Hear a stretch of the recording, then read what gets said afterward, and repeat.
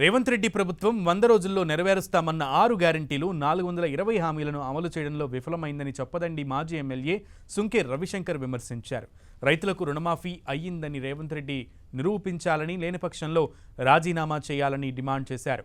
BRS హయాంలో రైతులకు రైతు బంధు పేరిట పెట్టుబడి సాయం అందించామన్నారు. కానీ ప్రస్తుత కాంగ్రెస్ ప్రభుత్వం రైతు భరోసా ఇవ్వకుండా కమిటీల పేరిట కాలయాపన చేస్తోందని మండిపడ్డారు. రేవంత్ రెడ్డి గారు ఏడాది ముందు ఆ అంశాల పట్ల ఆయన ఈ తెలంగాణ రాష్ట్రంలో 100 రోజులలో చేస్తున్నటువంటి 6 గ్యారెంటీలు,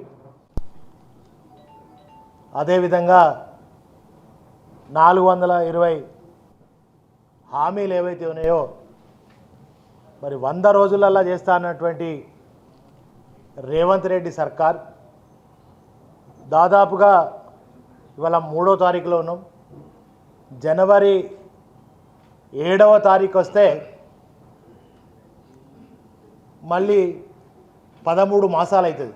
మరి 100 రోజులలో జరిగినటువంటి ఆయన చెప్పినటువంటి ఏవైతే హామీలు ఉన్నాయో ఆ హామీల మీద రోజుకో అబద్ధం, పూటకో అబద్ధం మాట్లాడుతున్నటువంటి రేవంత్ రెడ్డి సర్కార్